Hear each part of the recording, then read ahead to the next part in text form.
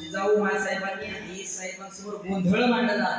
गोंधळ मांडल्यानंतर काय केलं? गोंधळी काय बोलला, गोंधळी काय बोलला, गोंधळी काय बोलला.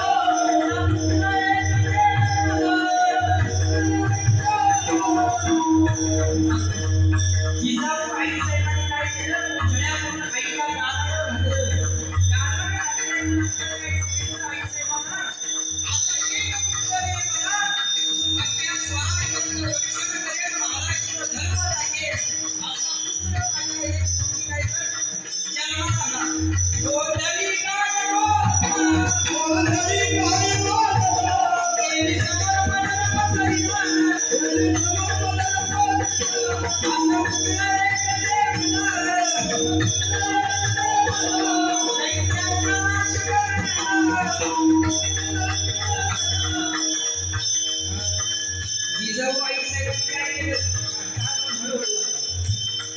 जिजाऊ आई साहेबांनी भावानी आई समोर पदर पसरला. आई साहेबांना विनंती केली, असा एक बाळ मला दे, तुम्ही ह्या स्वराज्याचं रक्षण करेल. माझ्या माय बापावरती झालेला अन्याय टाकतोय, असा मला काय कर पुत्र दे. असा पुत्र मागितल्यानंतर पुन्हा मंडळाने समोर वाजवला, आई पुढे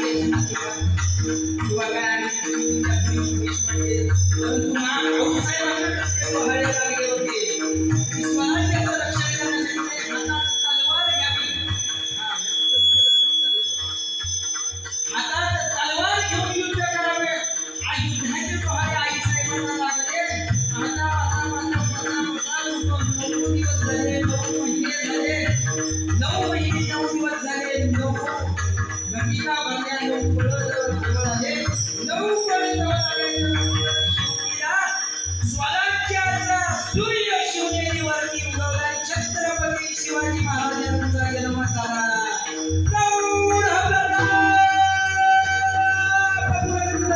क्षत्रिय सिंहासनाधीश्वर श्री श्री श्री छत्रपती शिवाजी महाराज की धर्मवीर संभाजी महाराज की आई कोणेकरी माते की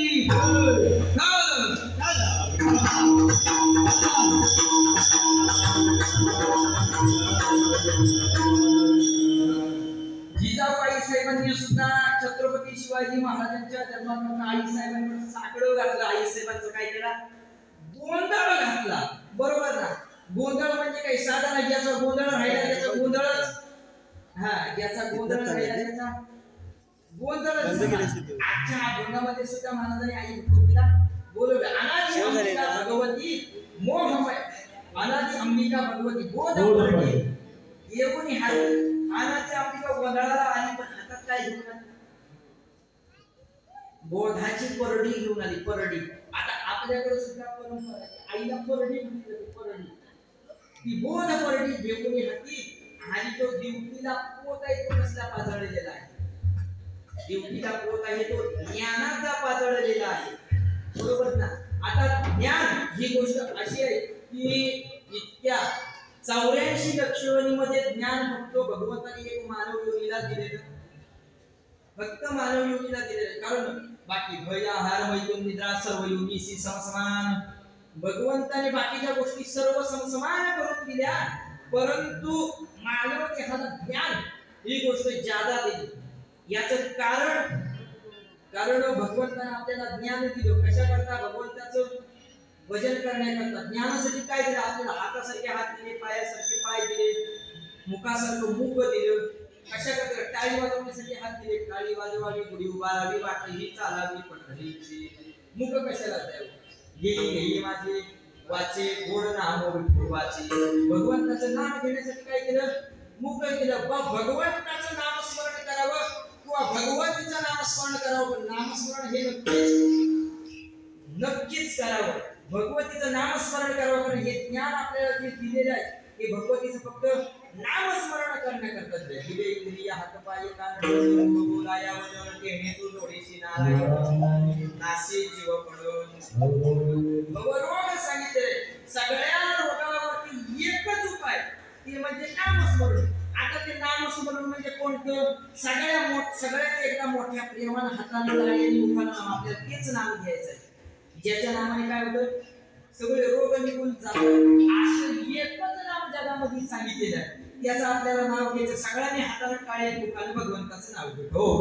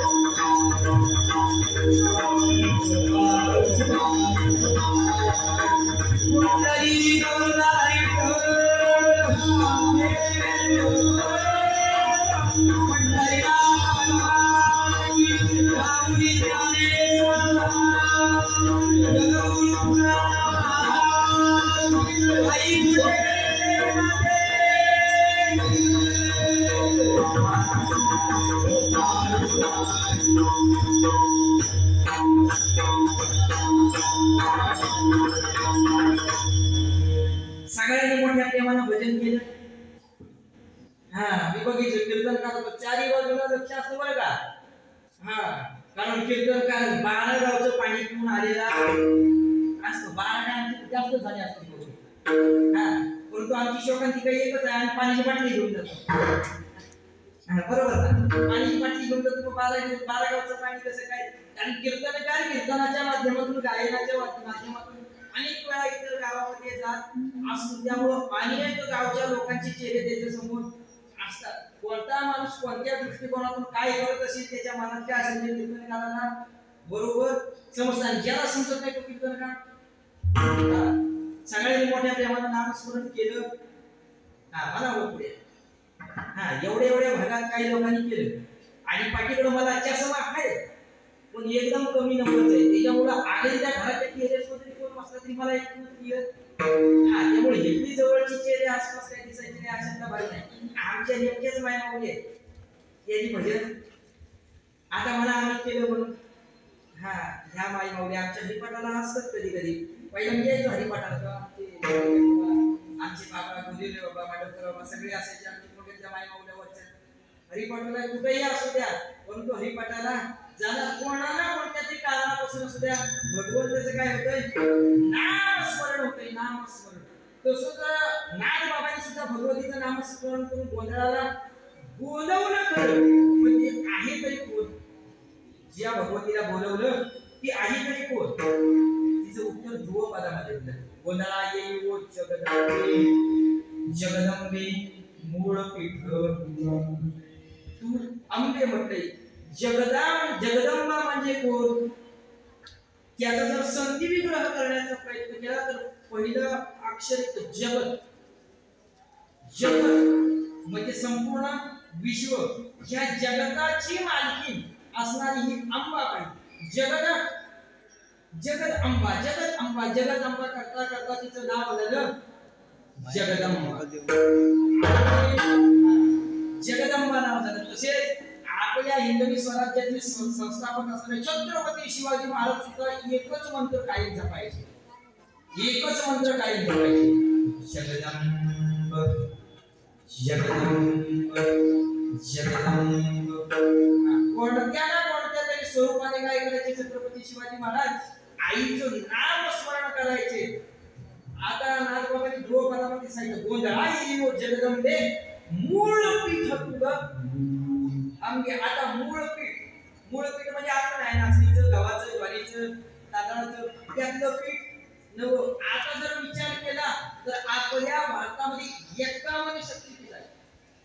भारतामध्ये 51 शक्तिपीठ आणि आपल्या महाराष्ट्रामध्ये किती आहेत 3.5 शक्तिपीठ. परंतु त्या 3.5 शक्तिपीठांचा आणि ह्या 51 शक्तिपीठांचा संबंध ही 51 शक्तिपीठ वेगळी आणि ही महाराष्ट्रामध्ये असलेली 3.5 शक्तिपीठ वेगळी. त्यामध्ये एक अंबाबाई आहे, तुळजापूरची भवानी आहे, रेणुका देवी आहे आणि माहुरगडची नाही सप्तशृंगी माता आहे. अशा 4 देवी आहेत. शेवटच्या 2 काय अर्ध शक्तिपीठ सांगितले. या सगळ्या शक्तीचं मूळ पीठ जर कोण असेल तर ती म्हणजे अंबाबाई. आता आपण दसऱ्यात बघा पहिली गाणी लागायची, सुंदर गाणी लागायची. आता फिरून त्या गाण्यावरच यायला होते कारण त्या गाण्याला अर्थ असायचा. पण ते गाणं वाजण्याची दसरा आहे असं वाटायचंच नाही कारण ते सुंदर वाजायचं. करूया उदो उदो उदो अंबाबाई आईचा वाहे जरा शहरी कोल्हापुरा. बाईचा वाहे जरा शहरी कोल्हापुरा घेऊया लाभ दर्शनाचा. करूया उदो उदो उदो अंबाबाई करूया उदो उदो उदो अंबाबाई. डोंगरी ज्योतिबाचे मंदिर जुळती दोन्ही मिळ आज मूर्ती जर असे दवरा तिला गर्दी देवीचा तो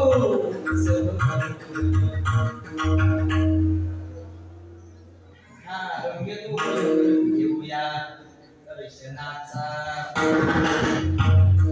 सुंदर गाणी असायची आणि ज्यावेळी सकाळची आमच्या दोघांची चर्चा असते आम्ही कधी एकच गाणं आम्हाला जास्त आली आई भवानी स्वप्नात. आता आपल्या स्वप्नात पाहिजे आणि आपल्या स्वप्नात ती येतो पबजी बरोबर ना मामा मामापेक्षा वयाने मोठे अधिकारात मोठे आता तरी ते वयाने मोठे असते आमच्या मामा ठीक आहे आता स्वप्नात आई भवानी यायची पद्धत झाली आता दुसरीच भवानी यायला सुरुवात झाली बरोबर ना भगवान नाथबाबांनी आईला गोंधळाला बोलवलं पण सगळ्या 51 शक्तिपीठांच्या मालकीनीलाच मूळपीठ असणाऱ्या अंबिकेला गोंधळाला बोलवलं गोंधळाला बोलवलं खरं पण गोंधळ घालायला बोलवलं पण आपण गोंधळी पण तेवढाच महत्वाचा आपण काल आपण कीर्तन गोंधळाला बोलवलं खरं पण गोंधळ घालणारा सुद्धा तितकाच तत्वशील लागतो गोंधळ घालणारा गोंधळी सुद्धा तितकाच तत्वशील तितक्याच कटाक्षपणे गोंधळाची एकूण एक पूजा करणारा गोंधळी असावा तर नाथबाबांनी जो भगवतीचा गोंधळ घातला तो गोंधळ घालण्याकरता बोलवलं कुणाला याचं उत्तर दिलेलं आहे अभंगाच्या दुसऱ्या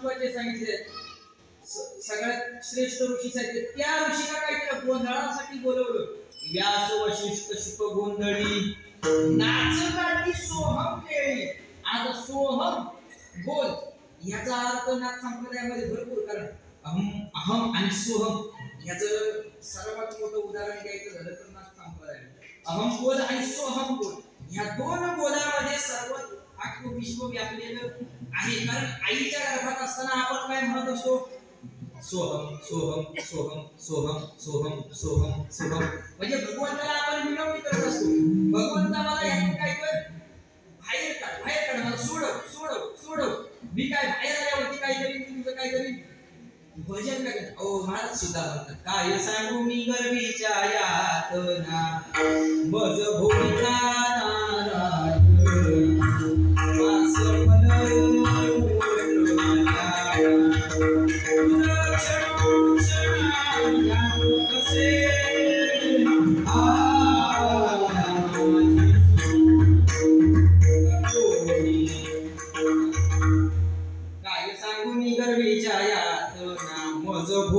नाराज मास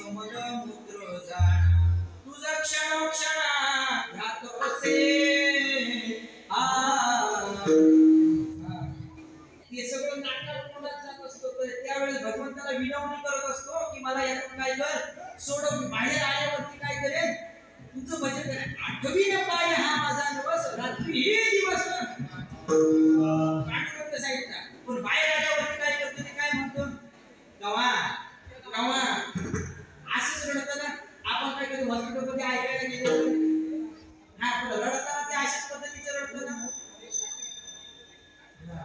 होते बोलायला माहिती कसं रडतं हा असंच रडताना म्हणजे कवा याचा अर्थ काय केव्हा मी तुला असं कधी बोललो होतो असं कधी बोलतो सोहम बोलाचा विसर पडला सोहम बोलाचा उदय झाला सोहम बोलाचा विसर पडून जातो पण तो सोहम बोल म्हणजे नक्की काय?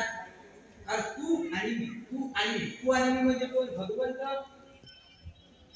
भगवंत आणि आपल्यामध्ये असणारा हा वचनाचा एक भाग आहे सोहम. भगवंताला दिलेले वचन त्या वचनाचा काय होतो? विसर पडतो. परंतु नागबाबांनी त्या बोलाचा इथं उल्लेख केला. त्या बोलावरती सुद्धा काय केलं? शुद्ध संकाधिकाने काय केलं? गोंधळ घेतला. व्यास वशिष्ठ शुद्ध गोंधळे नाचता ती सोहम बोल. त्या सोहम बोलावरती त्यांनी काय केलं? गोंधळ मांडला. व्यास वशिष्ठ शुद्ध गोंधळी नाचता ती सोहम मंगळी आणि पैक भाव विसरून बळी खेळती आंबे तुझे गोंधळी. सगळे भाव विसरून सगळे देव काय झाले? गोंधळात रमले, अगदी रममाण झाले. पुन्हा एकदा भगवतीला बोलवलं. गोंधळा येऊ जगदंबे ओळखीत तू गंबे. आणि शेवटच्या चरणामध्ये नागबाबांनी या सगळ्यांच्या बाबतीत ज्या बाबतीत गोंधळ घातला, तो गोंधळ कुणाच्या बाबतीत? अंबिकेच्या बाबतीत घातला. अंबिकेला गोंधळाला बोलवलं. मग नागबाबांसाठी अंबिका म्हणजे कोण? नागबाबांसाठी ही भगवती, ही अंबिका म्हणजे कोण? तर मागासपासून त्या अभंगाच्या दोन चरण दिले. दोन चरण दिले. त्याचं शेवटचे चरण आहे स्वर्ग मृत्यू पाताळाचा गोंधळ मंडप घडला. त्या अभंगाचं शेवटचे चरण आहे. नागबाबांसाठी जर कोण असेल म्हणजे अंबिका भगवती तर एकच. एका जनार्दनी अंबा उभी कर ठेवून पटी हो. त्याचं शेवटचं चरण आता पटकन आम्ही बोला. शेवटचं हा आषाढी कार्तिकी तुझ्या गोंधळाची दाटी हो. पुंडलिक दिवटा शोभे वाढवती हो. एका जनार्दनी अंबा उभी कर ठेवून पटी हो. एका जनार्दनी अंबा उभी कर ठेवून पटी हो. नागबाबांनी सांगितलं आषाढी कार्तिकी तुझ्या गोंधळाची दाटी हो. पुंडलिक दिवटा शोभे वाढवती हो.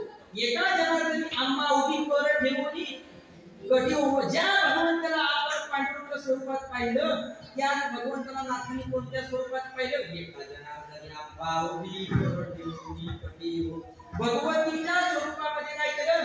पांडुरंगाला सुद्धा बघितलं आणि त्याचंच वर्णन करतात महाराज अभंगाच्या शेवटच्या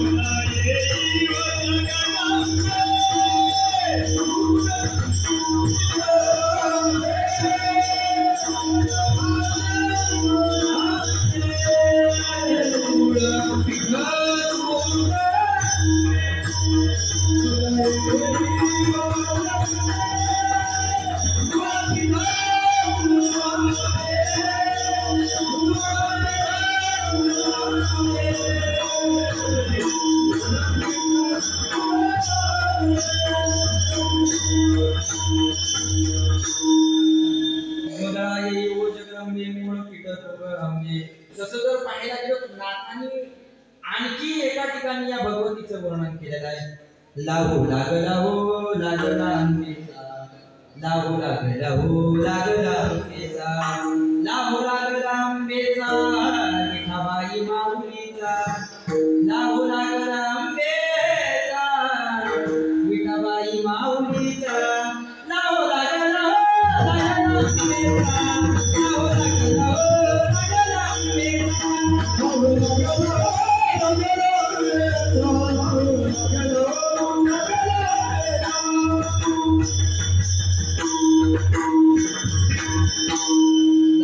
लागू लागला हो अंबेचा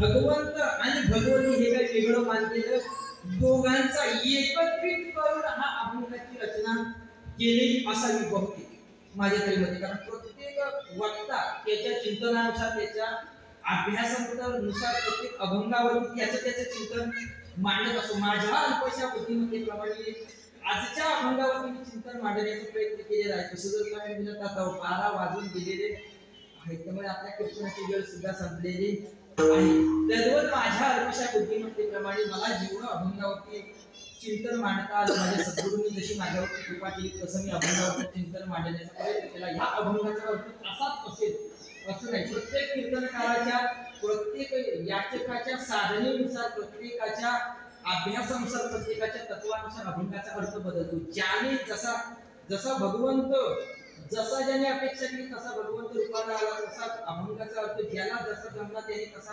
सांगितला. माझ्या अल्पशा बुद्धिमत्तेप्रमाणे मला जेवढं मांडता आलं तेवढं मांडण्याचा प्रयत्न केला.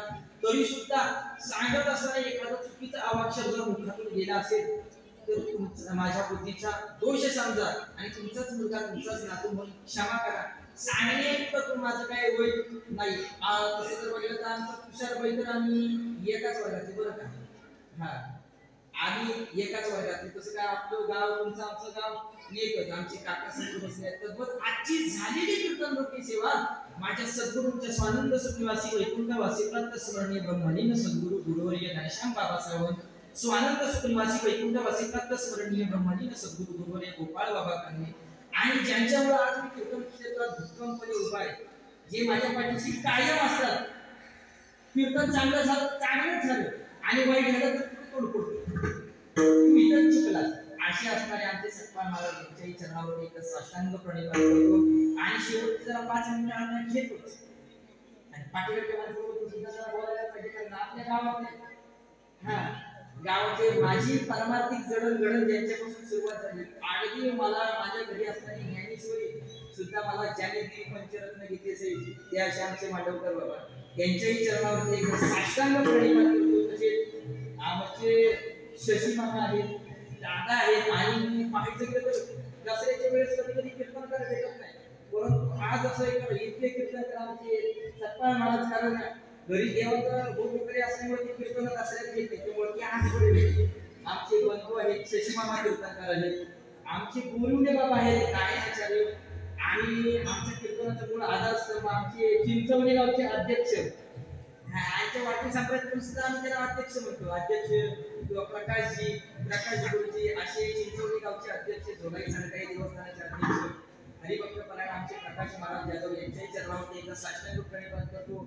आमचे बाबा सुद्धा एक सुंदर पहिलीचा सुंदर लावले, चौचरणाला सहसा चाल बसत होती, सहसा चाल बसत नाही तरी सुद्धा पहिले त्यांना चाल बसवली. आणि ज्यांनी आज कीर्तनात बोले बाबांचे आगमन करून दिले असे आमचे धानेकर बाबा त्यांच्याही चरणावरती एकदा साष्टांग प्रणिपात करतो. आणि ज्यांच्या माध्यमातून आज मला हे कीर्तन प्राप्त झालं ते असे आमचे बैकर बाबा त्यांच्याही चरणावरती एकदा साष्टांग प्रणिपात करतो. आणि आजच्या कीर्तनात जर करोडोंनी भरला असेल तर तो आमचा म्हणजे वय लहान, मूर्ती लहान पण कीर्ती महान असणारे दैवती गावचे सुपुत्र, पण आपल्या भाईला आपल्या भडगावमध्ये असणारा विशेष हरिभक्ती करायला खूप मानस करतो. आत्ताचे कारण नाही त्यांचा हात त्यांची ओळख असे सुंदर मृदुंगाचार्य सोबतच त्यांचे भाऊ आलेत आमचे शिवम दादा, त्यांच्याही चरणावरती साष्टांग प्रणिपात करतो.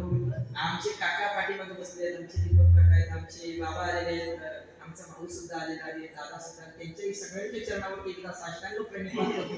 माझ्यापेक्षा वयानं त्याला अनुभवाला असणारे ज्येष्ठ श्रेष्ठ गायनाचार्य मृदुंगाचार्य कीर्तनकाराला श्रोते वगैरे तुम्हा सगळ्यांच्या चरणावरती साष्टांग प्रणिपात करतो.